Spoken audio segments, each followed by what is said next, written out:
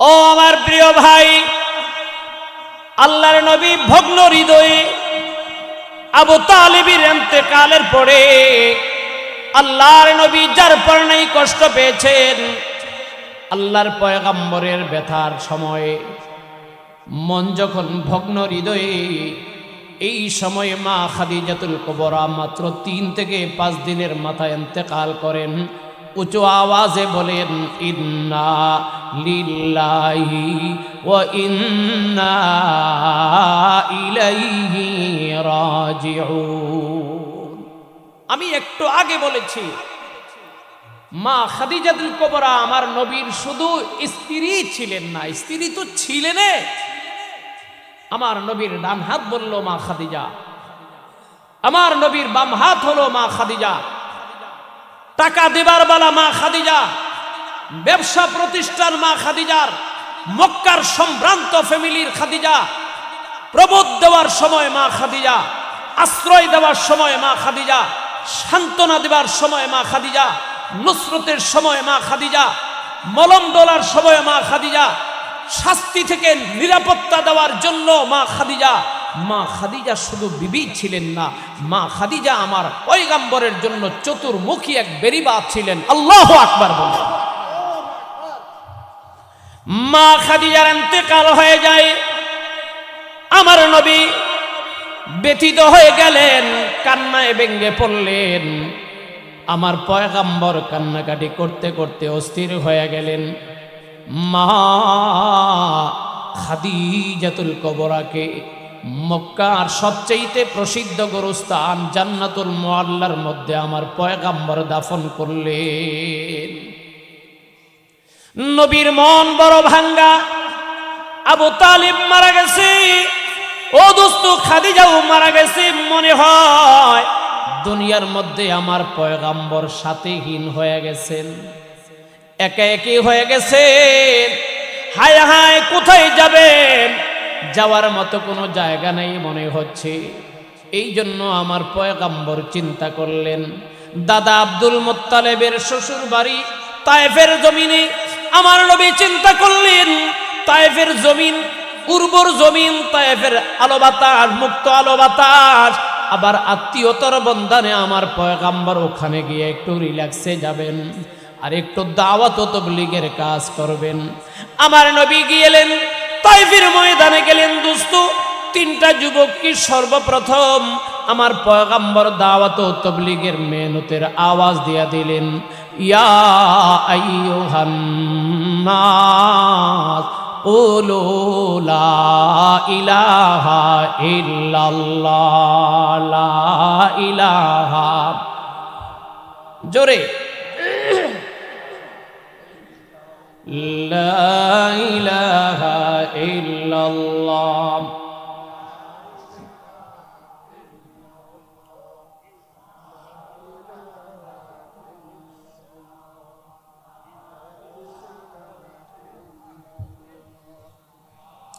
লা ইলাহা ইল্লাল্লাহ মুহাম্মাদুর রাসূলুল্লাহ সাল্লাল্লাহু আলাইহি সাল্লাম। যেই 3টা যুবককে নবী সর্বপ্রথম দাওয়াত দিলেন, এই 3টা যুবক তিরস্কার তো করলই, আরো 10, 15, 20 জন, 50 জন জমা কইরা আমার নবীর উপরে মুষলধারে বৃষ্টির মতো পাথর মারতে শুরু করলেন। আমার নবীকে এত পাথর মারলেন, ও দুস্তরে, পাথর মারতে মারতে নবী ছিলেন দাঁড়ানো, নবী ছিলেন চলন্ত। আমার পয়গম্বর পাথরের আঘাত খায়া জমিনে পড়ে গেছে। ওই 3টা যুবক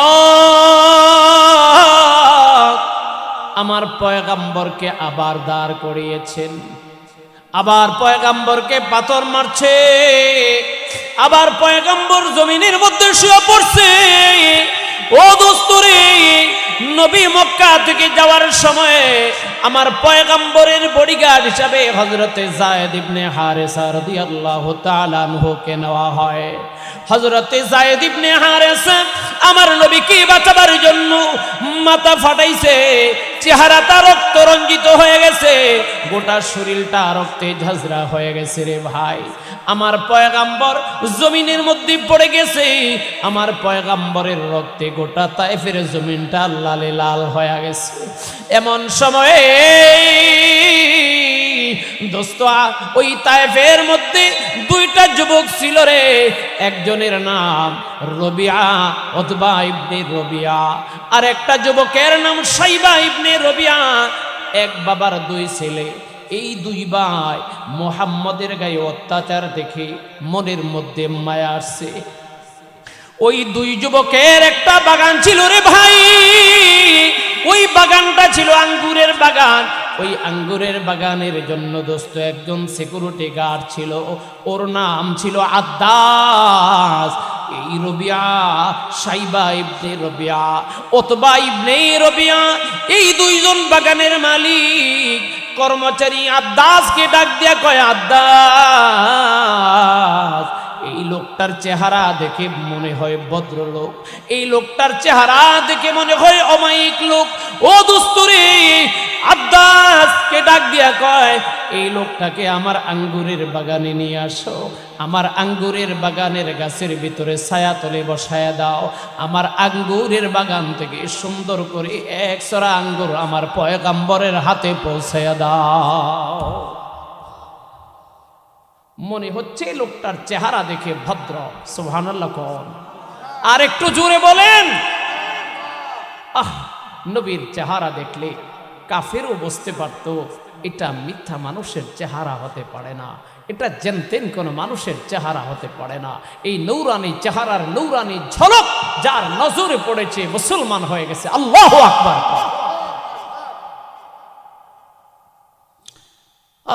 মেরে মোহতারাম, আদ্দাস তার মালিক দুইজন, উতবা ইবনে রবিয়া, সাইবা ইবনে রবিয়া। এই মালিক দুইজনের কথা শুই না একশরা আঙ্গুর এনে দিছে আমার নবীর কাছে। নবী বিসমিল্লাহির রহমানির রহিম কয়ে খায়। আদ্দাস জিজ্ঞাসা করে, ভাই এই বিসমিল্লাহ তো জীবনে কোনোদিন শুনি নাই, আপনি কোন ধর্মের? সুবহানাল্লাহ কোন না, আর একটু জোরে কোন। বিসমিল্লাহ বলার মতো তায়েফে কোনো মানুষ দেখি নাই।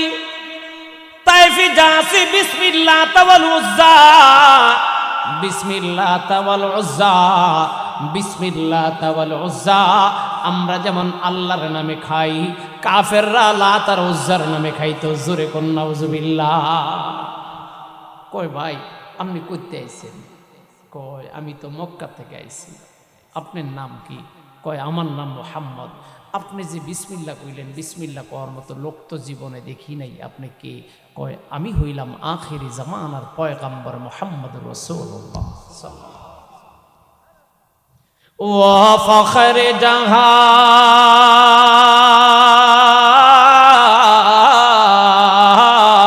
জাহান, ওয়া ফখরে জাহান, ফখরে জামা, ফখরে উমাম হে। ये आहद बेमी में शहिल कलम है, रुतबे में फजू सब सिख अल्लाह से कम है। ये कौल शब रोज मेरा हक की कसम है। अल्लाह আকবার।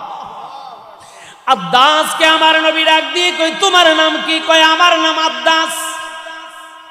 তোমার বাড়ি কোথায়? কয় আমার বাড়ি ইরাকের মৌসুল শহরে। আমার বাড়ি ইরাকের মৌসুল শহরে। তোমার ধর্ম কি? কয় আমার ধর্মের নাম খ্রিস্টান। আমার ধর্ম নাসারাদের ধর্ম, আমি একজন খ্রিস্টীয় ধর্মের অনুসারী। আদ্দাস ডাক দিয়ে কয়, ও নবী মুহাম্মদ, আমরা ইতিমধ্যে শুনেছি মুহাম্মদ ইবনে আব্দুল্লাহ নামে একজন লোক মক্কা নগরীতে আগমন করেছেন, নবী বলে দাবি করেছেন। আপনি কি সেই লোক?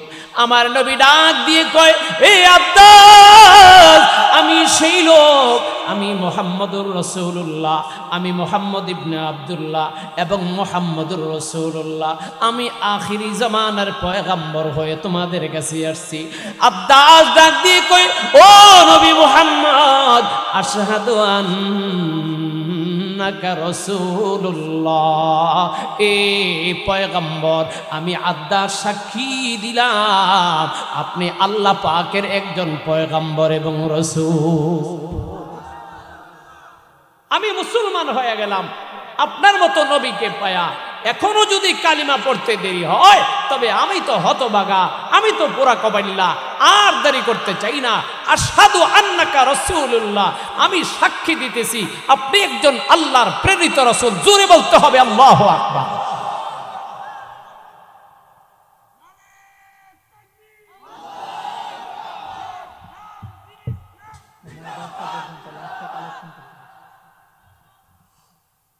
ও আমার প্রিয় ভাই, আদ্দাস তায়েফের জমিনে সর্বপ্রথম মুসলমান। আপনাদেরকে আমি অনুরোধ করব, যদি আপনারা কোনো সময় হজ এবং উমরা যান, নবীকে যেই আঙ্গুরের বাগানে মাইরা বেহুশ করে ফেলানো হয়েছিল, আদ্দাস যেই বাগানের রক্ষণাবেক্ষণের দায়িত্বে ছিলেন, ওই বাগানের মাঝখানে একটা মসজিদ হয়েছে। বর্তমানে মসজিদের নাম মসজিদে আদ্দাস। সুবহানাল্লাহ। তাইফের জমিনের ফার্স্ট মুসলমান এই আদ্দাস। আল্লাহর নবী মাইর খায়া মক্কা নগরীতে আসলেন। 3 দিন পরে হযরতে উম্মে হানির ঘরে ঘুম। রাতের বেলা জিবরিল আমিন ডাক দেয়া কয়, পয়গম্বর আপনি একা একা বিবি হারাইছেন, চাচা আবু তালেবকে হারাইছেন, তায়েফের জমিনে মায়ের খেয়েছেন। আমার আল্লাহ চান এইভাবে নিঃসঙ্গ আর রাখা যায় না, আপনার মনটা আর খারাপ রাখা যায় না। আপনার মনটা খারাপ দেখলে আমার আল্লাহ কষ্ট পান, এই জন্য আমার আল্লাহ আমাদেরকে পাঠাইছে। এরে সবচেয়ে বড় বন্ধুর বাড়িতে আপনাকে নিয়ে যাব। আল্লাহু আকবার বলেন। মুসা আলাইহিস সালাম আল্লাহর সাথে কথা কয়। এক সময় সাহস করে কয়, আল্লাহ এত কথা হইল একবার দেখতাম না আমাদের।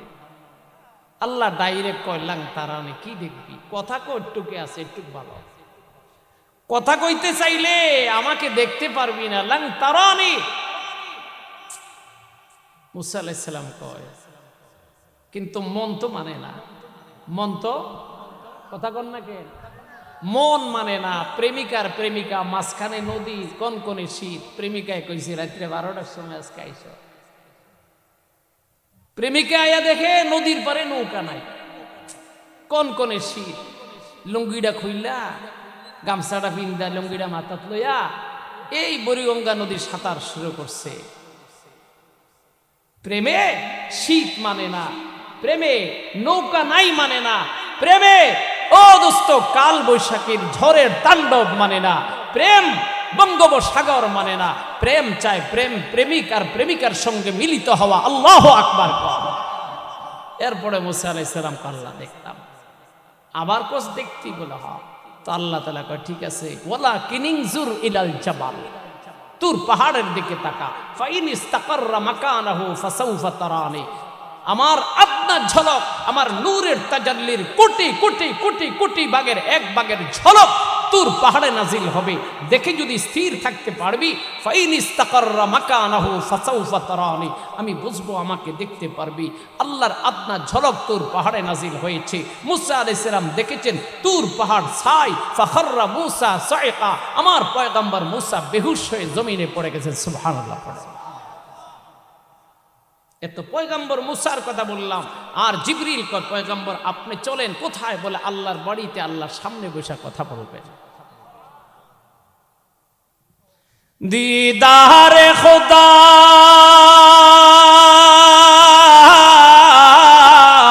দিদারে খোদা জলওয়ে আহমদ के नजर में किया ईद का दिन अरसाए महशर है हमारा। আল্লাহর দিদারের জন্য রওনা করেন। শুরু হইল এই মেরাজ। এই মেরাজের ঘটনা আমার বলা মাকসাদ না। এই মেরাজের ঘটনা বলতে গেলে হারায় যাব, ফজর হয়ে যাবে, ঘটনা শেষ হবে না। আল্লাহু আকবার কর। কারণ মেরাজের পুরা ঘটনাটাই আল্লাহর অলৌকিকত্বে ভরা। পুরা ঘটনাটাই এ টু জেড, পুরোটা আল্লাহর আর আল্লাহর নবীর পার্সোনাল বিষয়ে ভরা। আল্লাহু আকবার কর। ও মেরে মোহতারাম, আল্লাহর নবীকে উম্মে হানির ঘর থেকে আনা হয়, সিনা চাক করা হয়, জমজমের কূপের সামনে আমার পয়গম্বরের ওপেন হার্ট সার্জারি করা হয়। ও দোস্ত, ওপেন হার্ট সার্জারি বুঝেন না? এই ওপেন হার্ট সার্জারি মানে গলা থেকে নিয়ে নাভি পর্যন্ত পুরাটা ওপেন করা। ওপেন হার্ট সার্জারি উপরে দোস্ত আর কোনো সার্জারি নাই। কিন্তু আমার নবীর ওপেন হার্ট সার্জারি কেমন?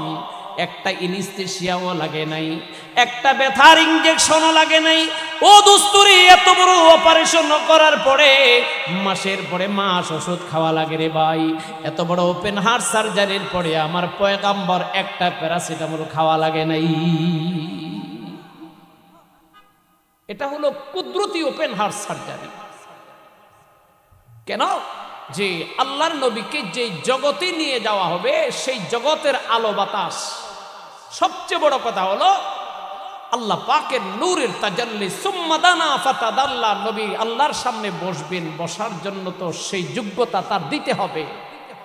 আল্লাহর যে নূরের ফোকাস যে আমার নবীর প্রতি পড়বে, ও মেরে মোহতারাম, আল্লাহর নূরের ফোকাস আমার নবী যেন বরদাস্ত করতে পারে, এই জন্য আল্লাহ তাআলা ইলম এবং হিকমত দিয়ে তার দিলকে ভরপুর করে দিয়েছে। লম্বা কথার শেষ কথা, আল্লাহর নবী চললেন। ও দোস্তরে, চলতে মসজিদে বাইতুল মুকাদ্দাস জেরুজালেম, ফিলিস্তিনের জেরুজালেম বাইতুল মুকাদ্দাসে যায় দেখে ১৬ লক্ষ পয়গম্বর, আব্বাজান আদম থেকে আব্বাজান ঈসা পর্যন্ত ১৬ লক্ষ নবী আমার পয়গম্বরকে রিসিভ করার জন্য দাঁড়ায় আছে। আমার নবী দাঁড়ায় আছে। ১৬ লক্ষ নবীকে আজকে আল্লাহ তাআলা প্র্যাকটিক্যাল, এতদিন শুনেছ সমস্ত নবীদের সর্দার আমার নবী, প্র্যাকটিক্যাল শোনো নাই, জবানে শুনেছ, থিওরিক্যাল দেখেছ, প্র্যাকটিক্যাল দেখো নাই। রব্বুল আলামিন আজকে আমার পয়গম্বরকে ১৬ লক্ষ পয়গম্বরের সামনে পাঠায়া আমার নবীকে ইমাম বানায়া সারা পৃথিবীর নবীদেরকে প্র্যাকটিক্যাল দেখায় দিতে চান। আনা সাইয়্যিদু ওয়ালদি আদম ইয়াউমাল কিয়ামাতি ওয়ালা ফখরা আলাই, আদমের সন্তানের মধ্যে সবচেয়ে বড় সর্দার আমি মুহাম্মদ যে সবার সর্দার প্রমাণ করার জন্য বাইতুল মুকাদ্দাসে ১৬ লক্ষ নবীকে মুক্তাদি বানায়া আমার নবীকে ইমাম বানায়া ২ রাকাত নামাজ পড়ায় দেখাই দিলেন। সৈয়দুল কাউনাইন খাতমুল মুরসালিন, সৈয়দুল কাউনাইন খাতমুল মুরসালিন, আখির আমদ বুদ ফখরুল আউয়ালিন।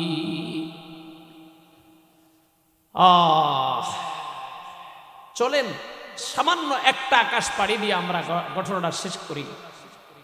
চলা শুরু হয়ে গেল, আমার নবী শুরু করলেন চলা।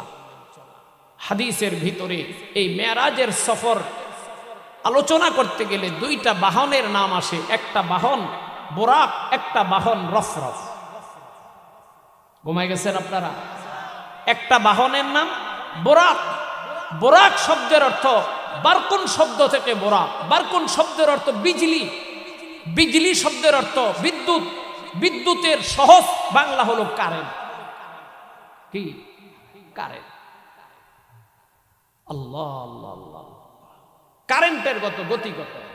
এই যে লাইট, এই কারেন্টের গতি হলো ঘন্টায় 2,86,000 মাইল পার সেকেন্ড। প্রতি সেকেন্ডে এই বিদ্যুৎ চলে, প্রতি সেকেন্ডে 2,86,000 মাইল, 3 লক্ষ কিলোমিটার। কত লক্ষ? 3 লক্ষ। এই বিদ্যুতের পাওয়া।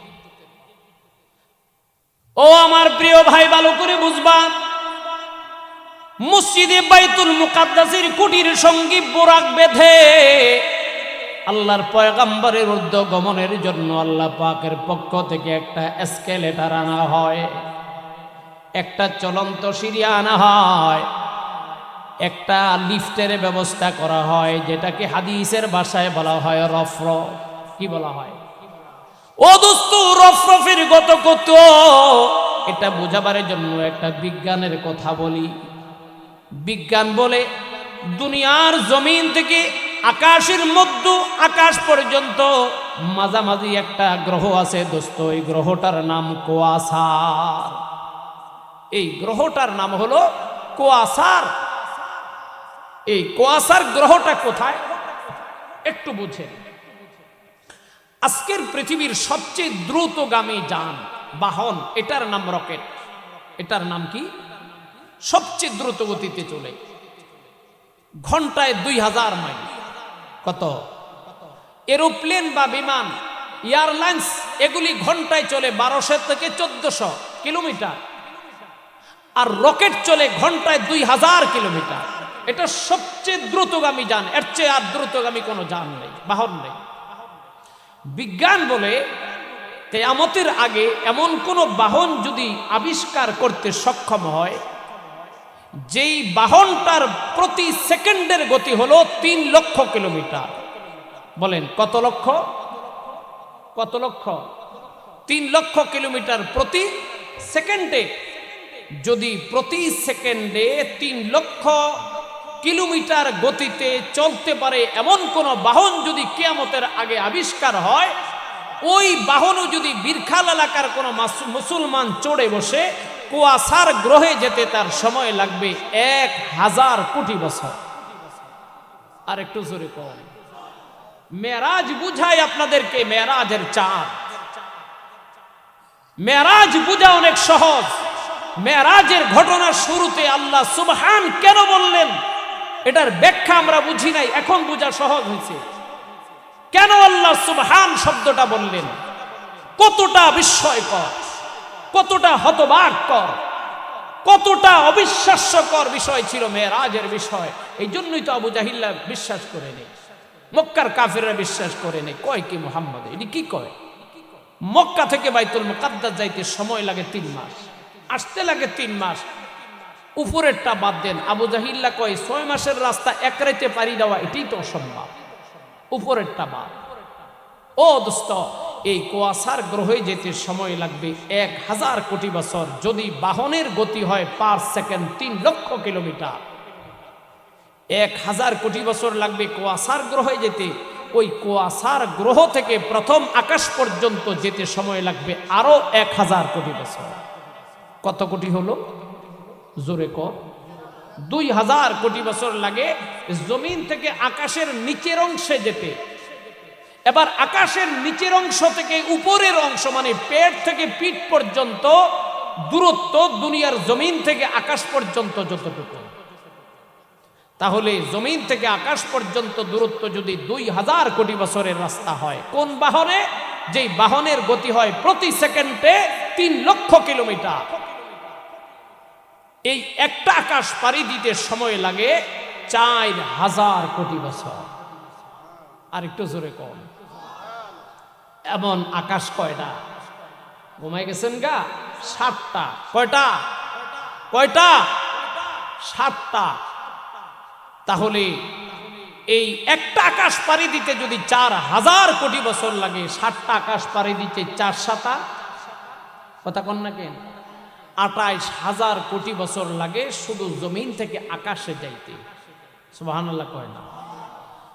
এই আকাশ থেকে নিয়ে সিদরাতুল মুনতাহার দূরত্ব দুনিয়ার জমিন থেকে সপ্তম আকাশের দূরত্ব যতটুকু। এরপরে হচ্ছে লৌহ কলম। লৌহ কলমের পরে 8টা বেহেশত, 8টা বেহেশতের পরে 70000 কুদরতি পর্দা, 70000 কুদরতি পর্দার উপরে আল্লাহ পাকের কুদরতি আরশে আজিম। আরো জোরে বলেন আল্লাহু আকবার। আমি আপনাদেরকে বুঝাইতে পারতেছি না যে আল্লাহর নবী কোথায় গেলেন, কোথায় গেলেন। 28000 কোটি বছরের রাস্তা শুধু 7টা আকাশ পাড়ি দিতে লাগে। আমি যদি আরো কম করে ধরি, আরো 28000 কোটি বছর ধরি জান্নাত পর্যন্ত যাইতে, আরো 28000 কোটি বছর যদি ধরি আল্লাহ পাকের আরশে আজিমে যেতে, কত হাজার কোটি বছরের রাস্তা। আল্লাহ তাআলা পুরা রাত নয়, রাতের ক্রিয়াদাংশের ভিতরে সফর কমপ্লিট করে মক্কায় চলে আসছে। আর একটু জোরে বলেন সুবহানাল্লাযী আসরা বিআবদিহি লাইলাম মিনাল মসজিদিল হারাম। আল্লাহর নবী সব প্রতিকূলতা পাড়ি দিয়ে চলতে চলতে চলতে চলতে চলে গেলেন এমন এক জায়গায়, আল্লাহ তাআলা ছাড়া আর নবী ছাড়া ওখানে আর কেউ নাই। সুবহানাল্লাহ। এরপরে আল্লাহ কি কয় জানেন? সুম্মা দানা ফাতাদাল্লা, সুম্মা দানা ফাতাদাল্লা ফাকানা কাবা কাউসাইনি আও আদনা। ও নবী রে, যতটুকুন কাছে আসা যায় আপনি আমার কাছে আসেন। ফাকানা কাবা কাউসাইনি আও আদনা।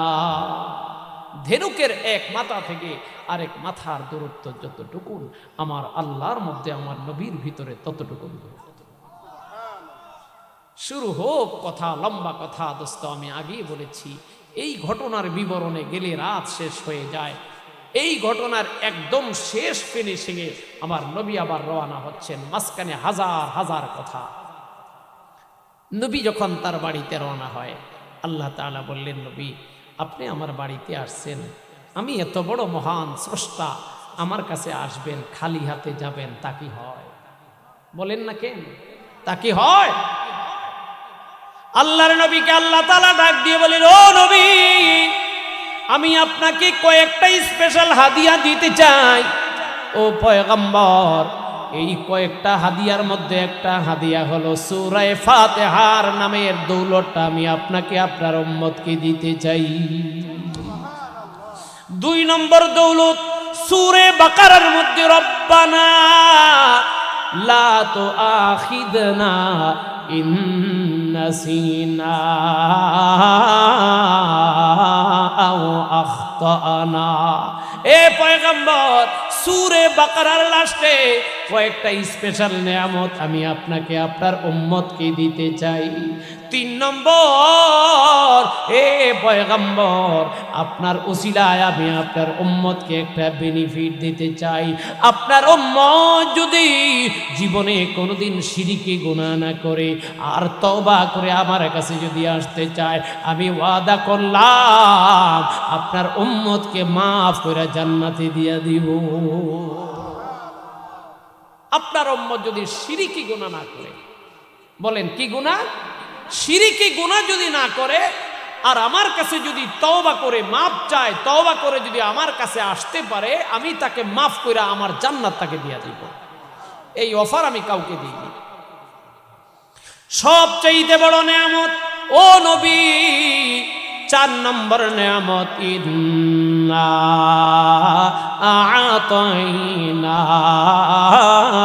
আ'তাইনাকাল কাউসার। আল্লাহু আকবার। যে সূরাটা আমি তেলাওয়াত করেছিলাম, আল্লাহ তাআলা বললেন, নবী আমি আপনাকে হাউজে কাউসার নামের এক নিয়ামত আপনাকে দিতে চাই। আরেকটু জোরে কও আল্লাহ। এই হাউজে কাউসারের পানি আল্লাহ যেন একবার হইল পান করায়। এই 60 জনে কইছে আমিন, আর বাকিরা কয় না। কই যাইতাম, এই আবুল্লাহ গরু লইয়া বড় মুসিবতে আছে। কোন জায়গায় মুখ বন্ধ করে রাখলে ক্ষতি হইয়া যায়। প্রেসিডেন্ট ডাক দিয়া কইছে, আমি আজকে ত্রাণ দিব 50 লাখ টাকা করে, কে কে নিবি? 50 জন কয় ম্যাডাম আমি নিব, আর বাকি আপনাদের বীরখালের 80 জন চুপ করে রয়েছে। এটি কি ব্যাক করল না? কথা কন না কে? প্রধানমন্ত্রী কইছে 50 লাখ টাকা করে ত্রাণ নিব, কে নিবি? 50 জন কয় ম্যাডাম আমরা নিব, 80 জন চুপ করে রয়েছে। এটি চালাক না বোকা? চালাক না বোকা? আল্লাহ তাআলা কয়, তোদেরকে আমি হাউজে কাউসার দিলাম, কে কে নিবি? আপনারা চুপ করে রয়েছে। নিতে রাজি আছেন? কে কে নিবেন হাত উঠান, নারে তাকবীর। আল্লাহ আমাদেরকে আপনি হাউজে কাউসারের পানি নসিব করেন, বলেন আমিন। আল্লাহর নবী ডাক দিয়ে কয়, হাউজি মাসিরাতু শাহরিন ওয়া যাওয়ায়াহু সাওয়া। আল্লাহু আকবার। একটু চিনেন আল্লাহ তাআলা কোন হাউজে কাউসার আমার নবীকে দিয়েছেন। আল্লাহ নবী কয়, আমাকে যে কাউসার নামের হাউসটা দেওয়া হয়, হাউস বুঝেন তো? ও বীরখালের মানুষ, আপনারা তো হাউস দেখেন নাই, দেখছেন? হাউস তো আমাদের দেশে নাই, কূপ তো আমাদের দেশে নাই। আগে ছিল ঢাকাতে, আমি অনেক জায়গায় দেখেছি কূপ, এখনো 10 হাত বাই 10 হাত, 20 হাত বাই 20 হাত, 40 হাত বাই 40 হাত হাউস বা কূপ, আর সৌদি আরবে তো এখনো আছে। আল্লাহ নবী কয়, আমাকে যে হাউসটা দেওয়া হয়েছে এটা লম্বা এবং প্রস্থে হাউজি মাসিরত শাহরিন, আমার হাউসটা হলো 1 মাসের দৈর্ঘ্য পথ লম্বা।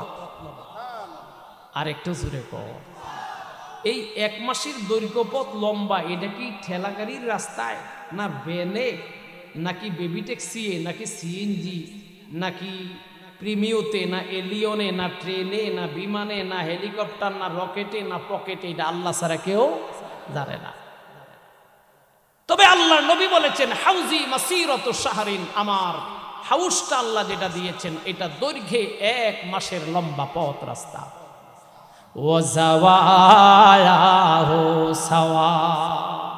দৈর্ঘ্যে যতটুকু লম্বা, প্রস্থে ততটুকু পাশ। সুবহানাল্লাহ। কারণ মানুষ বেশি হইলে খোরাকি বেশি লাগে না? ঘুমাই গেছেন গা? আমার নবীর হাউসটা দিছে, নবীর উম্মত সবচেয়ে কম না বেশি? কম না বেশি? তো সব উম্মতরে খাওয়াইতে হইলে পানি লাগবো, পানি বেশি লাগলে বেশি বড় হাউস লাগবো না? এই জন্য আল্লাহ নবী কয় হাউজি মাসিরাতু শাহরিন ওয়া যাওয়ালাহু সাওয়া ওয়া রিহুহা আতয়াবু মিনাল মিসকি ওয়া মাউহা আতয়াবু মিনাল লাবান। আল্লাহ নবী কয় হাউজে কাউসারের পানিটা দুধের চাইতো ফকফকা সাদা।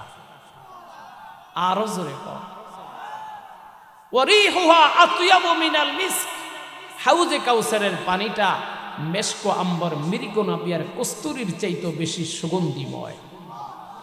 ওয়াকিজানুহা কানুজুমিস সামা, বীরখালের মানুষের খাওয়ার লোভ লাগছে, এই পানি যদি খাইতাম। খাইবেন কেমনে? আইসেন তো নবী গেছে গা 1400 বছর আগে, আমরা আইছি 1400 বছর, সিরিয়াল জানি পাইনি, যাওয়ার আগে নেই জমজমের পানি, হাউজে কাউসারের পানি যদি শেষ হইয়া যায়। এই জন্য আপনাদের মনের কথা আল্লাহ নবী কয় ওয়াকিজানুহা কানুজুমিস সামা, ও বীরখালের মুসলমান, ভয় পাইস না, টেনশন করিস না, চিন্তা করিস না, হাউজে কাউসারের পানি শেষ হইব না, ঠেলাঠেলি করা লাগবো না। আকাশের তারকা যেমন গণে শেষ করা যায় না, হাউজে কাউসারের পারে আল্লাহ তাআলা এই পরিমাণ গ্লাস রাখছে, আল্লাহর নবী চাইলে সবাইরে একসাথে 1 গ্লাস করে পানি দিতে পারবে। মাইয়ুশরাব মিনহা মাউহা, আল্লাহর নবী কয় হাউজে কাউসারের পানি যে একবার 1 পেয়ালা পান করলো লা ইয়াজমাউ আবাদা, আর কোনোদিন পানির পিপাসা লাগবে না। আল্লাহ তোমার কাছে চাওয়া মেরাজের চাঁদ, মেরাজের মাস, তোমার নবীর মেরাজ। আল্লাহ এই মেরাজের চাঁদে তুমি হাউজে কাউসার আমার নবীকে উপহার দিয়েছ, এই হাউজে কাউসারের পানি আমাদের প্রত্যেকটা ভাই বোনকে তুমি নসিব করো। আমিন। আরো জোরে বলেন আমিন, আরো চিল্লে বলেন আমিন। ইন্না আ'তাইনাকাল কাউসার ফাসাল্লি লিরাব্বিকা ওয়ানহার, হাউজে কাউসারের পানি খাইতে হলে কাম করা লাগবে 2টা, এর ভিতরে একটা কাম আল্লাহ মাগনা খাওয়াইব না, 5 ওয়াক্ত নামাজ লাগবে। জোরে বলেন ইনশাআল্লাহ। আরো জোরে কোন? আমাদের স্লোগান ছিল নামাজ আছে যেখানে আমরা আছি, আর এখন যুবকরা কয় নামাজ নাই যেখানে আমরা আছি। এটা কি মুসলমানের স্লোগান? জোরে কোন? তাহলে নামাজ ছাড়া হাউজে কাউসারের পানি পাওয়া যাবে না। নামাজ পড়তে রাজি আছেন তো? আল্লাহ আমাদের সকলকে কবুল করে বলেন আমিন। লম্বা আলোচনা দুস্থ করে ফেললাম, আল্লাহ যেন মেরাজের চাঁদে আমাদের সকলকে কবুল করে, এই মেরাজের চাঁদ যেন জীবনে বারবার নসিব করে, আমাদের আব্বা আম্মা মুরব্বীদেরকে মেরাজের চাঁদের বরকতে যেন মাফ করে দেয়, বলেন আমিন। সর্বোপরি আপনাদের কাছে আবদার একটা রেখে আমি মুসাফির চলে যাব। বলতে চাচ্ছিলাম না, প্রসঙ্গক্রমে বলছি, আগামীকাল যদি আল্লাহ চায় আমি আগামীকাল দুপুরবেলা পবিত্র উমরার সফরে যাব, বলেন ইনশাআল্লাহ। এই হাফেজ মঈনুদ্দিন প্রায় 12-14টা প্রোগ্রাম আমি ক্যান্সেল করে দিয়েছি, কিন্তু এই ছেলেটা ওই যে বললাম আদর করলে যা হয় তাই, আদর করলে অন্য মাহফিলওয়ালারা তো কাছে ভিড়তেই পারে না, ওই ধরেন 20 হাত দূরে বৈশা কথা কয়, আর ওই যাইতে যাইতে একদম আমার কাছে যায়, হুজুর মাহফিল ক্যান্সেল করছেন, ঠিক আছে ওই আগাইয়া দেন না পাশাই দেন, ডেট একটা দিতে হইব। এই সেদিন লোনা আইছিলাম মাহফিলে, এই যে ধরছে। পরে আজকের দিনটা রাখছিলাম, যেহেতু কালকে ওমরায় যাব, একটু রেস্টের তো ব্যাপার আছে। প্রতিদিন 2টা-3টা মাহফিল হয়, এই আজকের মাহফিলটা লাস্টে করে দিছি। সুতরাং দোস্ত, ওর তত্ত্বাবধানে এই মাদ্রাসাটা চলতেছে। আমি আপনাদের জন্য ওমরার কথা যেই জন্য বললাম, আল্লাহ যদি আমাকে কবুল করে আল্লাহর ঘরের কাছে গিয়ে আপনাদের জন্য আমি দোয়া করব, বলেন ইনশাআল্লাহ। আরো জোরে বলেন, আল্লাহ যেন আপনাদেরকেও তার ঘরে যাওয়ার তৌফিক দান করে, বলেন আমিন। আমি সর্বোপরি এই বীরখাল মদিনাতুল উলুম মাদ্রাসা গত বছর আসছিলাম, জীর্ণ শীর্ণ অবস্থায় রয়ে গেছে। আমি আপনাদের একটু হস্তক্ষেপ কামনা করি, একটু সাহায্য চাই। এই মাদ্রাসাটা যেন দিন দিন উত্তরণ হয়, দিন দিন যেন সাকসেস হয়, দিন দিন যেন তারাক্কি হয়, উন্নতি হয়। চিল্লিয়া বলেন আমিন। আমি এই জন্য এই মাদ্রাসার জন্য আপনারা 1000 পারেন, 2000 পারেন, 5000 পারেন, যে যতটুকু পারেন, আমার পক্ষ থেকে আপনাদের কাছে একটা অনুরোধ রাখলাম যে হুজুর আমার বাবা নাই, আমার মা নাই, রাত অনেক হয়ে গেছে, আমি 5-7 মিনিটের ভিতরে আমি মাইক ছেড়ে দিব। আমাদের পরবর্তী আলোচক মাশাআল্লাহ অত্যন্ত সুন্দর আলোচনা করবেন, উনি আসছেন। এই 5-7 মিনিটের ভিতরে এই মাদ্রাসার জন্য আসেন কোনো ভাই যে হুজুর আমার আব্বা নাই, আম্মা নাই, তাদের জন্য আমি 1000 টাকা, 2000 টাকা, 5000 টাকা সদকায়ে জারিয়া স্বরূপ দিতে চাই। আসেন কোনো ভাই এই মেরাজের চাঁদে একটু হিম্মত করে বলেন, আমি একটু দোয়া করে দিই।